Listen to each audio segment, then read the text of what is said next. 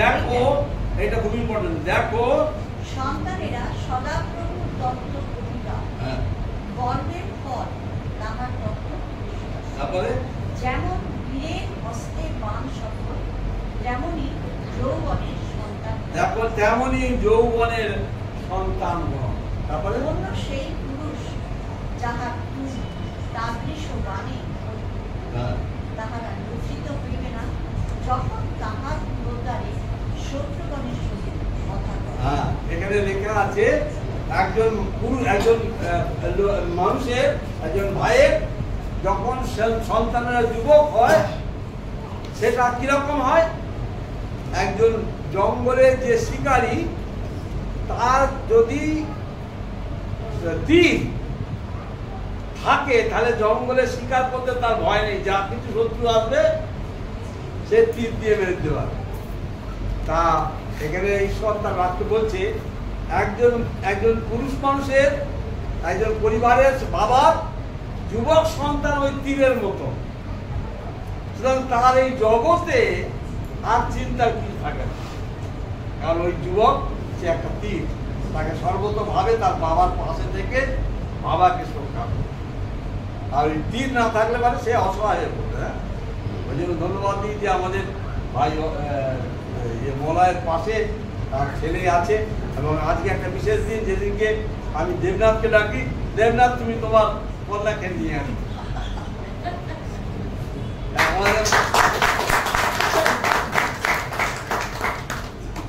আচ্ছা যাও।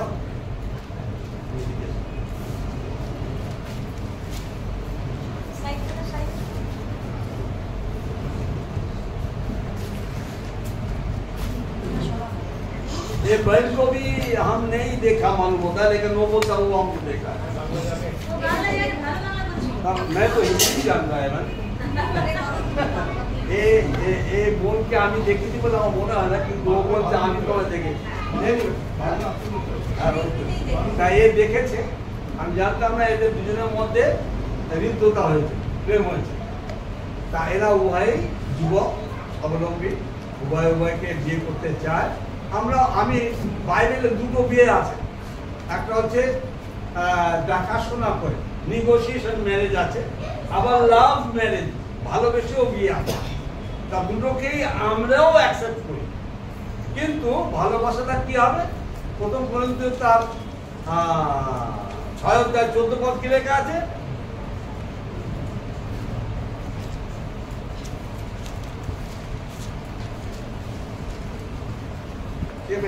আর ঈশ্বর আপন পরাক্রমের দ্বারা, দ্বিতীয় করিন্থীয় 14:6।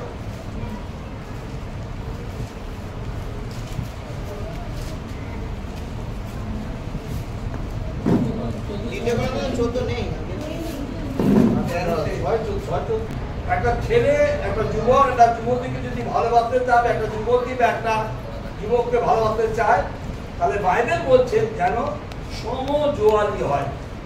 সমজোয়ালি মানে কি? এফেসীয় 4:4 পদ দেখো, 4-5 পদ 6 পদ।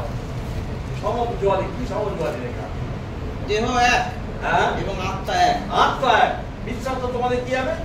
এক। তারপরে যেমন আবার তোমাদের আহ্বানের একই প্রত্যাশায় তোমরা আহত হইয়াছ। একই প্রত্যাশা। এই যে সমজোয়ালি বলতে একই আত্মা, একই বিশ্বাস, একই প্রত্যাশা, তারপরে একই দেহ, তারপরে প্রভু এক, বিশ্বাস এক। হ্যাঁ, তোমাদের বিশ্বাস এক, প্রভু এক, বাপ্তিস্ম এক, বাপ্তিস্ম এক।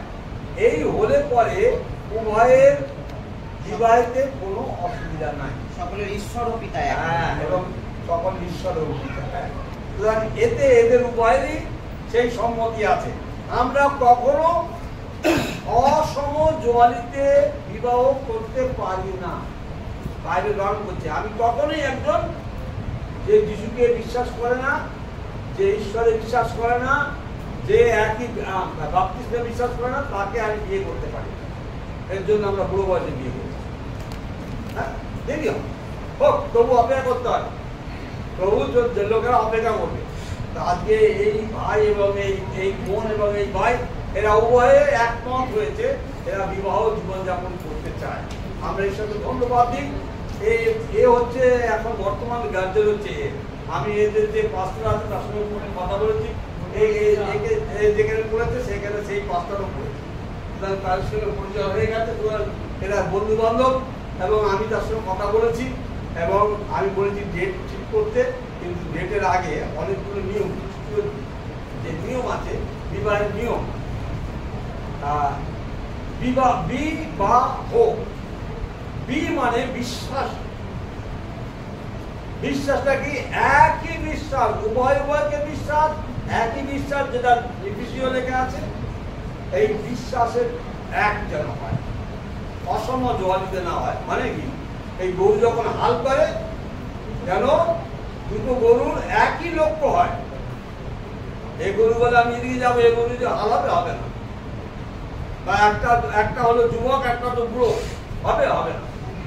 দুটো একই বয়সে সমবয়সী হওয়া দরকার। সবার মানে হৃষ্টপুষ্ট দুজনে মোটামুটি আছে, একই রকম চেহারা হওয়া দরকার, ইত্যাদি রকম বাইবেল বলছে। তা আমরা ধন্যবাদ দিই যে ঈশ্বর এদেরকে দিয়েছেন।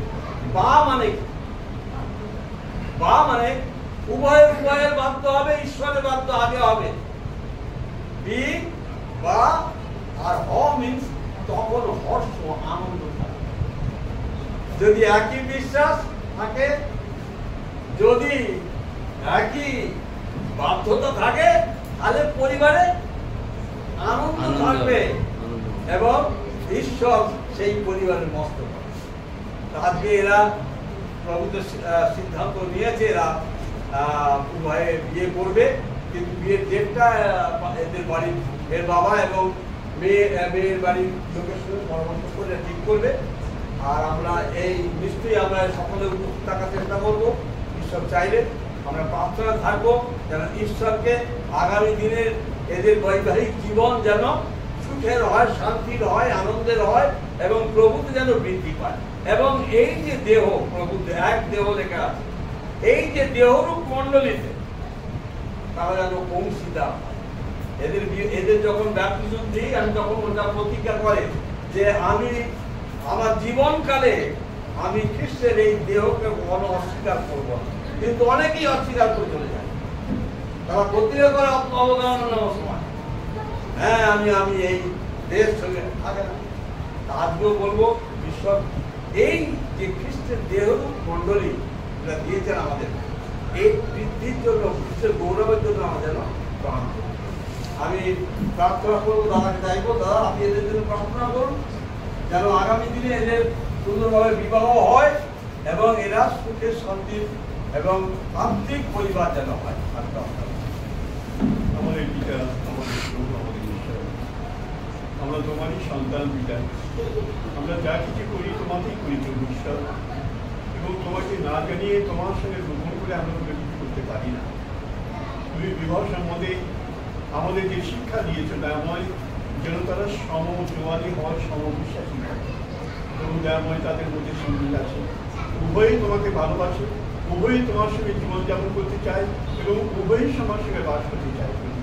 এই জন্য এই বিবাহতে তুমি অনুগ্রহ করো, আশীর্বাদ করো, যেন জীবনের শেষ দিন পর্যন্ত প্রভু তোমাকে তারা ধরে রাখে, তোমার অগৌরব না করে, তোমাকে অস্বীকার না করে দিতে। তুমি সেইভাবে তাদের আশীর্বাদ করো। সমস্ত গৌরব মহিমা তোমার। আমিন। এদের এখনো বিবাহ হয়নি, এই বিবাহে তোমাদের কারোর কোনো আপত্তি আছে কি?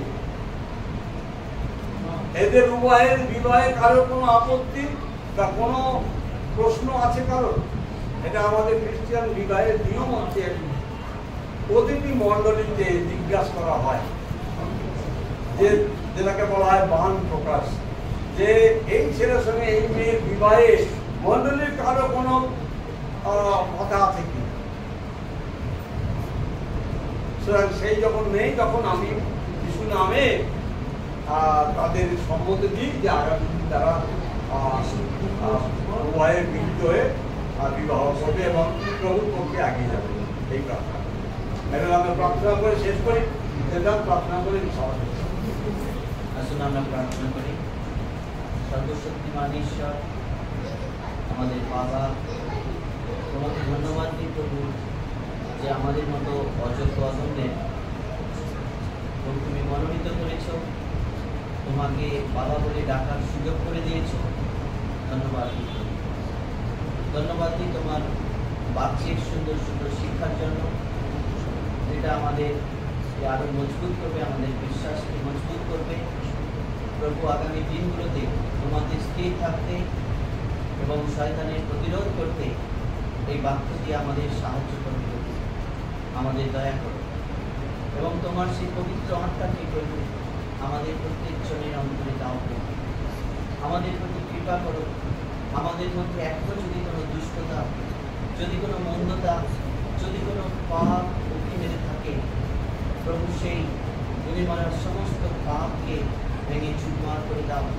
আমরা যেন তার থেকে মুক্তি পাই এবং প্রভু তোমার সেই পবিত্র আত্মাকে গ্রহণ করতে পারি। প্রভু আমাদের উপযুক্ত করো, আমাদের প্রতি দয়া করো প্রভু, এবং তোমার যোগ্য রূপে তোমার সামনে চলতে আমাদের প্রত্যেক জনকে তুমি তৈরি করো। আজকে যতজন তোমার বাক্য শুনেছে তাদের প্রত্যেক জনের হৃদয়ে তুমি কথা বলো, তাদেরকে পবিত্র করো এবং প্রভু পবিত্রভাবে জীবনযাপন করতে, তোমার আদর্শ রূপে জীবনযাপন করতে আমাদের প্রত্যেক জনকে শক্তি যোগাও। দয়া করো। সকল গৌরব তোমাকে দিই। এই সমস্ত সবার ভার তুমি নিয়েছিলে, তোমাকে ধন্যবাদ দিই। এই প্রার্থনা প্রভু যীশু খ্রিস্টের নামে চাই। আমিন। একটা